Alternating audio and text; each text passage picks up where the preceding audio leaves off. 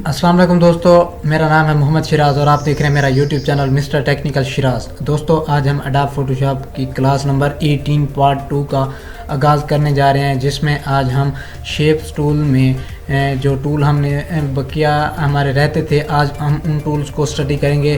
तो उनमें हमारे पास जो टूल हैं वो basically line tool, polygon tool और उसके अलावा जो है हमारे पास है वो है कस्टम शेप्स टूल। तो आज हम इन टूल को प्रॉपर्ली स्टडी करेंगे, इनकी प्रॉपर्टीज़, फंक्शन डिटेल से मैं आपको बताऊंगा। तो इससे पहले जिस दोस्त ने हमारा चैनल सब्सक्राइब नहीं किया वो मेरा चैनल सब्सक्राइब कर ले। तो आइए स्टार्ट करते हैं। सबसे पहले एडोब फोटोशॉप को ओपन कर लेंगे।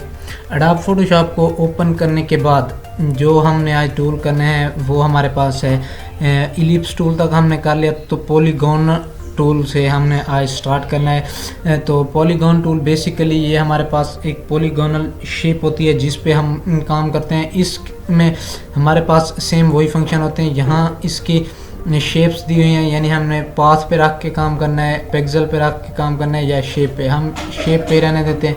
इसके अलावा ये वही फिल, स्ट्रोक और स्ट्रोक का साइज़ वगैरह दिया हुआ है। ये स्ट्रोक के स्टाइल्स वगैरह हमारे पास दिए हुए हैं, स्टाइल्स के प्रीसेट्स बने हुए हैं।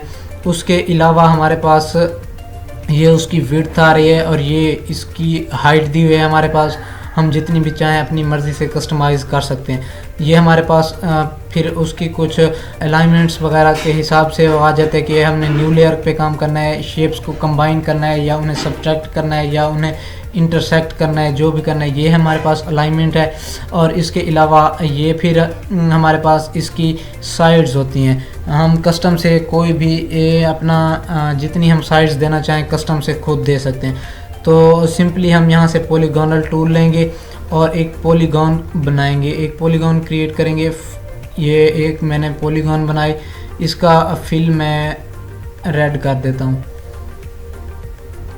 ये इसका फिल मैंने दे दिया रेड। और इसके अलावा हमारे पास ये पॉलीगॉन एक आ गई।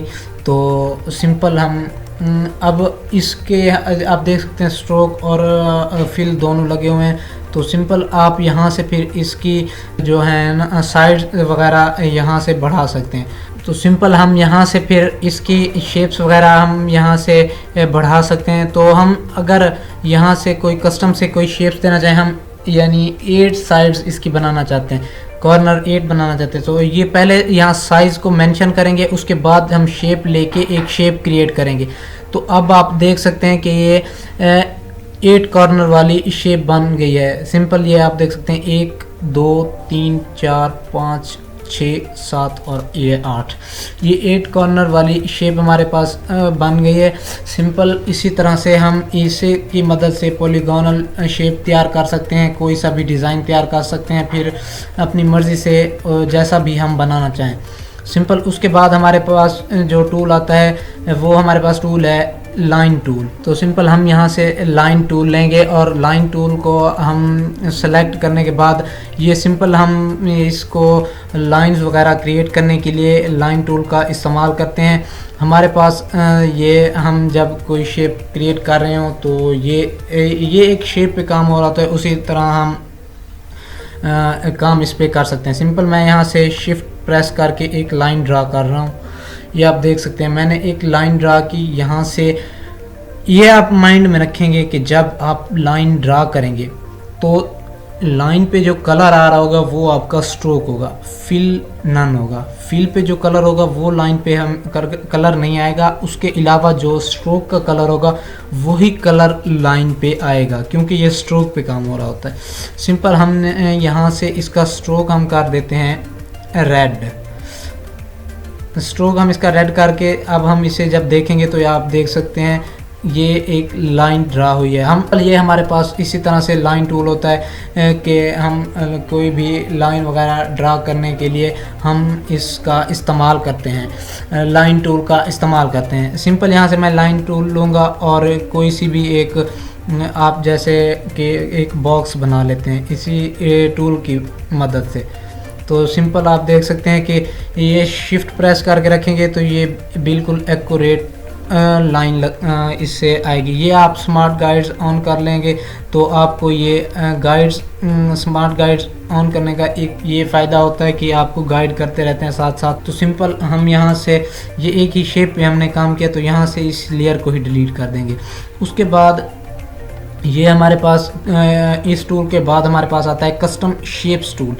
कस्टम शेप्स टूल से क्या मुराद है, सिंपल इसमें हमारे पास इसके नाम से ज़ाहिर है कि इसमें हमें कस्टम शेप्स मिलती हैं, बनी बनाई शेप्स के प्रीसेट्स मिलते हैं जो हम अपनी पिक्चर में अपने जो भी हम काम कर रहे हैं उसमें ऐड कर सकते हैं। इसमें भी सिंपल वही होता है जो मैंने आपको यहाँ बताया है, फिल, शेप, स्ट्रोक वगैरह ये तमाम तर वही हैं। सिर्फ इसमें फ़र्क क्या है, ये आपको यहाँ एक बॉक्स दिख रहा होगा, ये यहाँ हमें कस्टम शेप्स मिल जाती हैं, बनी बनाई शेप मिल जाती हैं। सिंपल हमारे पास जैसे ये एक हार्ट की शेप है तो हम यहाँ से ये शेप लेंगे।